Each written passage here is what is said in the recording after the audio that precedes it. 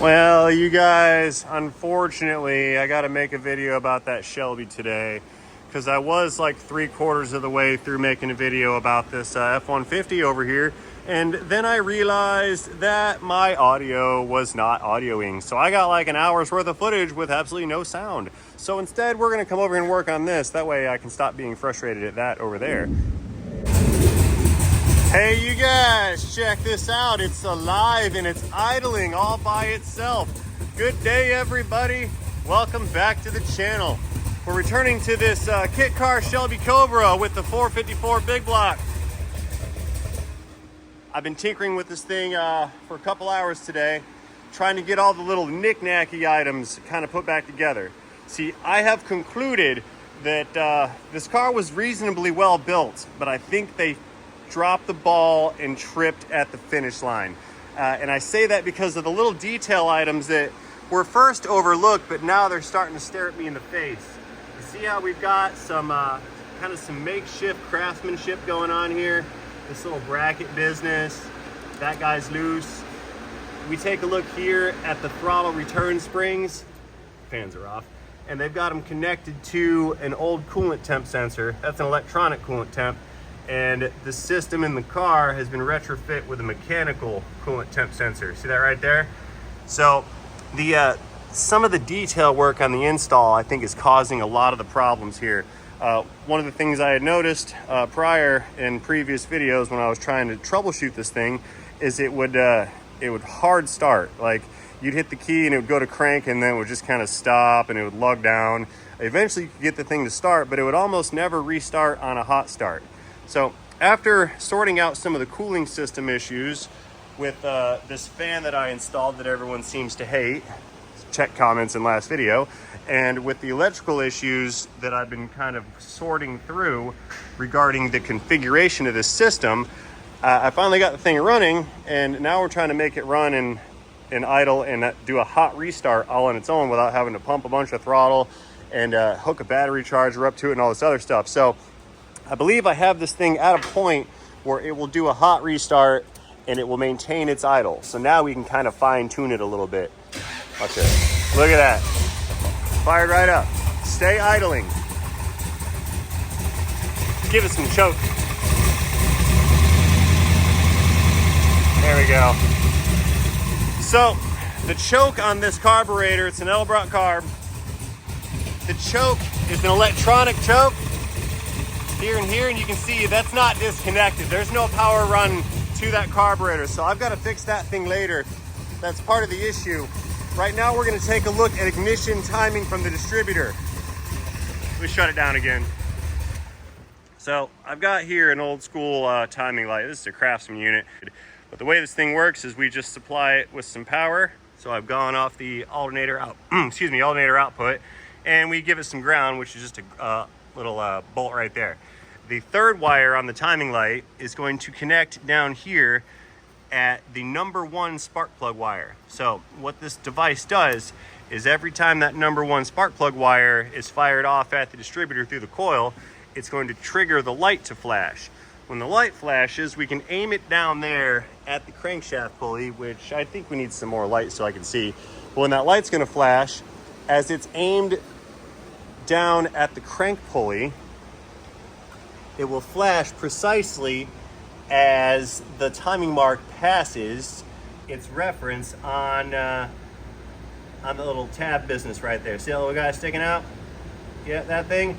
So as the marks pass by right there in the center at that larger triangle, the timing light should illuminate and then show us if the ignition timing is in spec or is not in spec. So I'm going to attempt to capture this on camera. The frame rate might not pick it up and we may not be able to see it, but I'm going to try to show you guys what I'm talking about here. Restarting the hot engine. Beautiful, look at that. And we're still running cool temps. 180, I'll live with that. So we grab the light, give it some choke.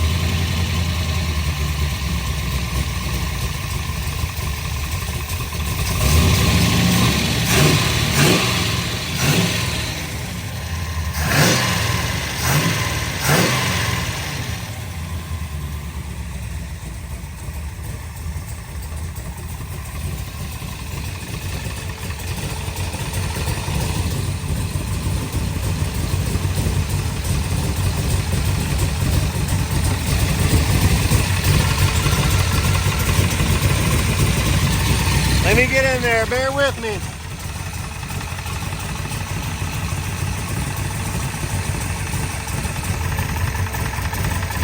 See it right there?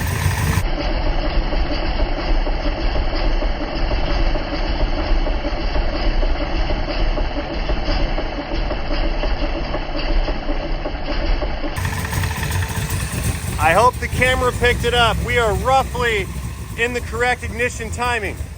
So now what I want to do, we're going to bust out a vacuum gauge and I'm going to try to tune this carburetor a little bit because it's running stupid rich. It's running so rich, it's burning the eyeballs out of my head. However, we got one other little problem. The gasoline in this unit stinks like turpentine. I believe we had very, very bad and soured gasoline. So we're going to add a couple gallons to the fuel cell out back, run it for a little while, let that gas kind of make its way up to the carburetor, and then once we know we have fresh good gas going into the unit, we will go ahead and try to tune and set the proper air fuel ratio on that carburetor using a vacuum gauge. And that's what this video is going to be about, is some moderate amateur carb tuning, because I'm a fuel injection guy. I'm not a carburetor guy. It's just not my forte, before my time, but I can figure it out. So stay tuned, because this is going to be a very good video. Opening the hood.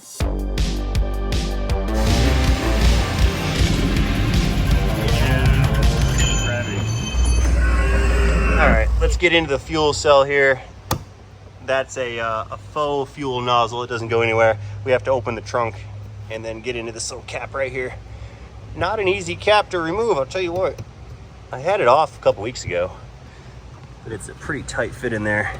And this fuel smells like a turpentine, paint thinner.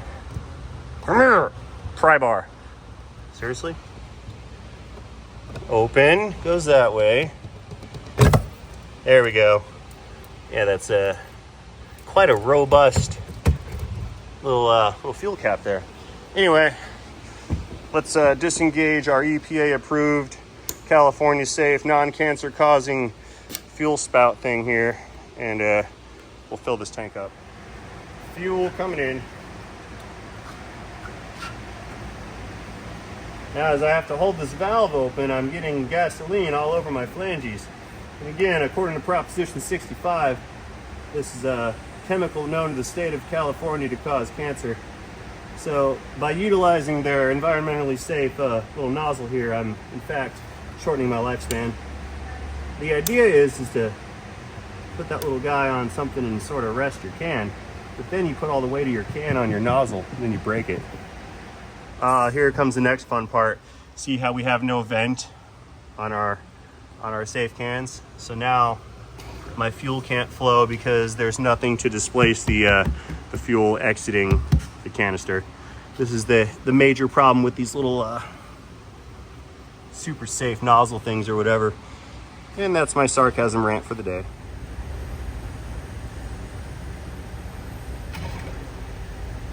Still waiting.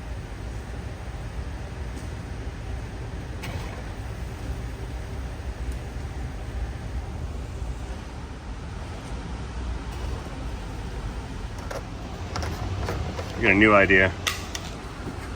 Here.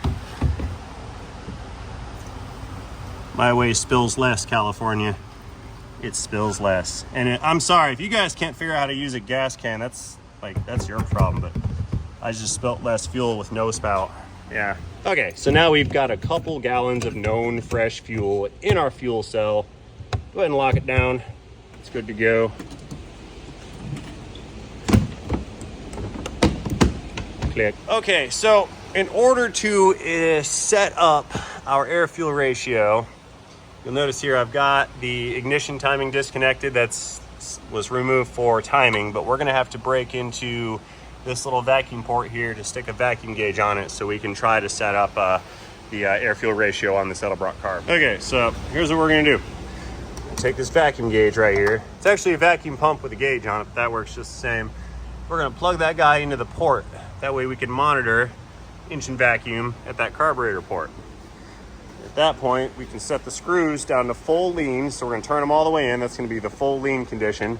And then watching vacuum, we can back them out making sure RPM stays around 800, 850, 900, and we're attempting to achieve the highest amount of vacuum at idle by utilizing changes with the idle mixture adjustment. So restarting. Stay alive, you.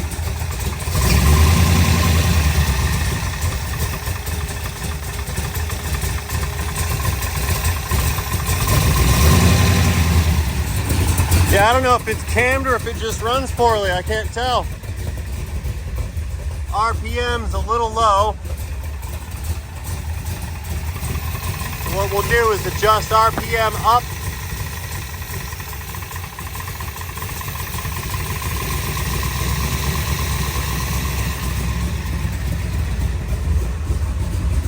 There we go, 850 or 9.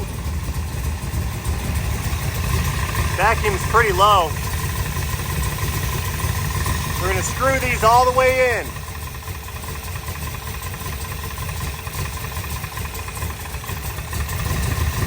No vacuum. We're low.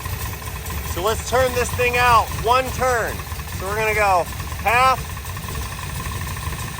one. Vacuum came up. The next side. Watching vacuum. Half, one.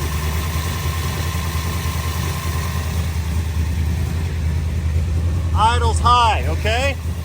Let's bring down the idle.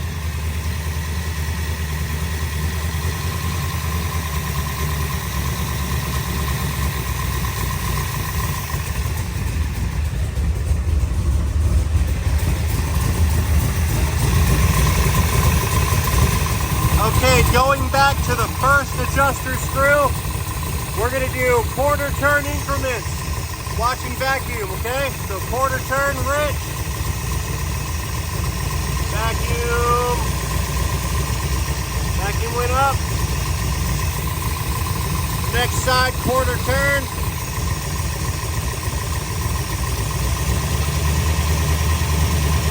There we go.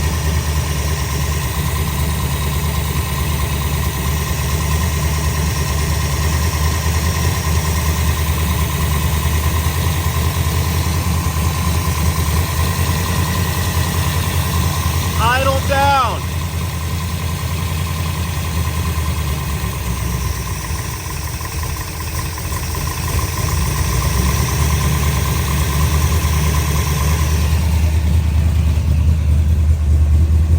Idle's a little high. Bring it down some.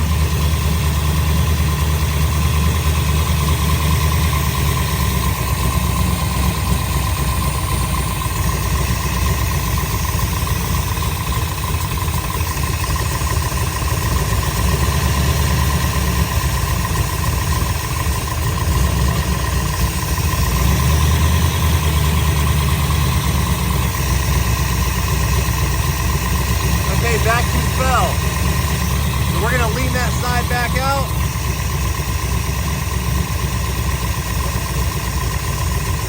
Vacuum fell, so we're going to go a little rich again. Right there. Rich. Nope. Lean.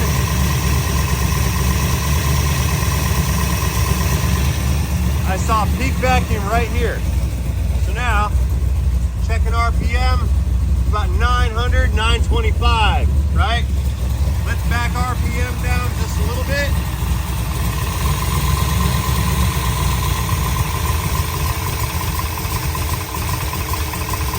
Too low.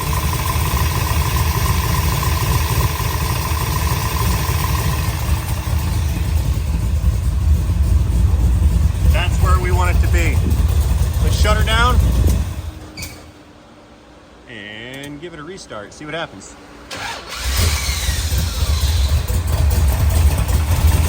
Blah, blah, blah, blah, blah, blah, blah.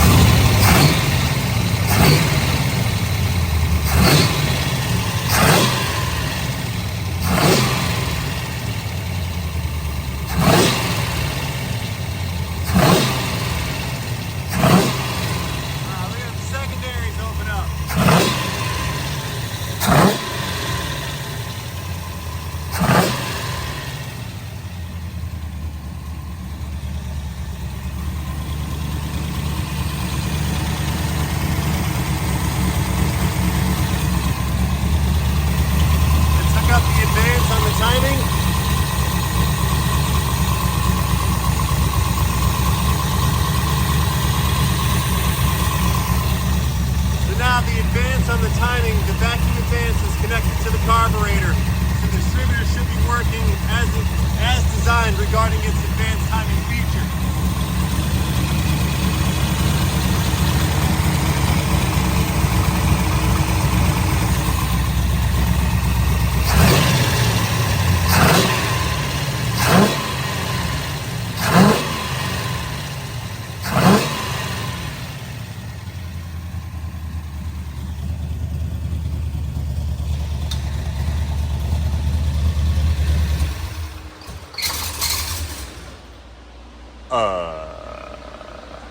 We're a little out of time on that one.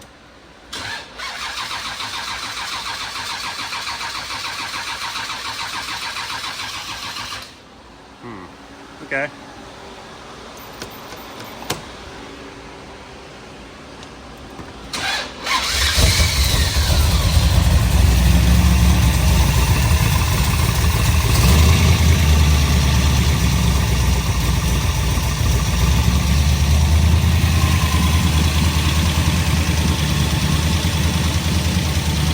Still too far advanced. Let's go back the other way.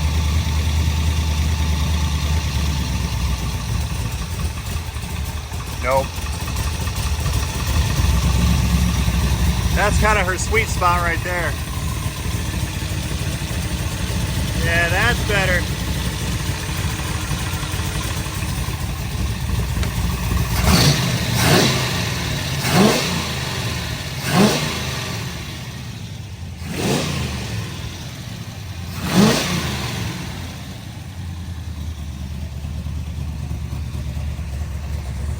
Let's check our temps. It's been running for a while. 180 and some change.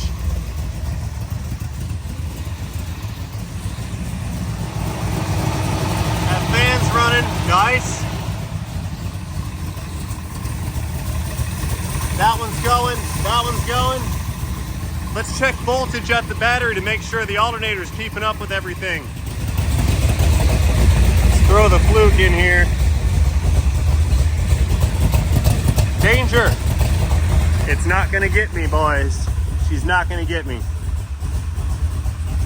Okay, battery voltage. 13.6. Sure, I'll live with that. It's not great. I don't think we have enough alternator here for all these loads.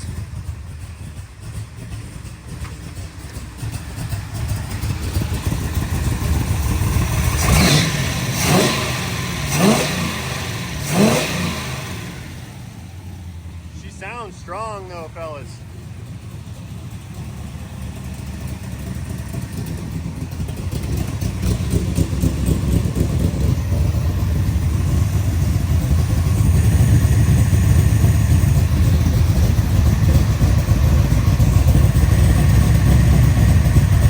Okay. One more restart. Yeah, did it again.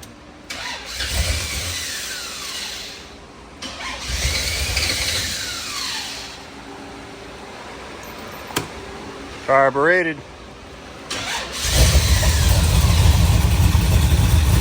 Alrighty. Pew. Power down. Okay, we're getting somewhere. It sort of runs and it idles fairly decent.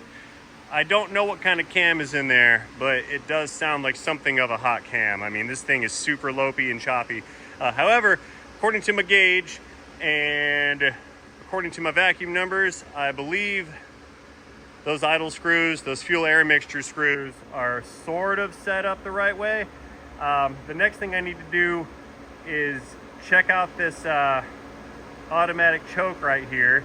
And then if this choke works when it's been supplied with power and ground, I'll go ahead and run another key on power from the ignition key in the driver's compartment out to the electronic choke, and then we'll ground the other side of it. That way this choke actually works. Because right now it just sits wide open throttle, so on a cold start, there's no choke action to get the thing to warm up so it can run properly. So we need to get that choke correct later on, and then we'll go out and drive this thing, move some fuel through it, and then we can fine tune it from that point forward. But so far we found a huge discrepancy in ignition timing.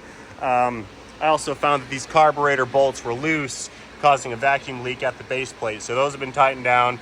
We fixed one major vacuum leak already where they put some tape over that brake booster port right there. And what else did I ended up tinkering with on this? Yeah, ignition timing, vacuum, fuel air mixture. We got the choke. We've got it starting and cranking and running now. It's cooling some. I need to rewire these two fans on the back side because you can see we are key off and those fans are running and running and running and running. That's going to deplete the battery, so I need to fix that. Turn those off. So yeah, we need to fix that. I do have a thermostat that I want to throw in there that should bring this thing down a couple of more degrees. And at some point, we're going to have a running, driving, functional, semi-reliable car. So that, I believe, will end today's topic of conversation on this particular 77 Corvette / 65 Shelby Cobra kit car made out of fiberglass. Let me know what you think about this procedure in the comment section down below. Do not forget to engage that like and subscribe button while you're down there. And most importantly, go back and check out the other videos on this particular project if you have not seen them already. See you guys in the comments. Have a great day in a video, in a transmission.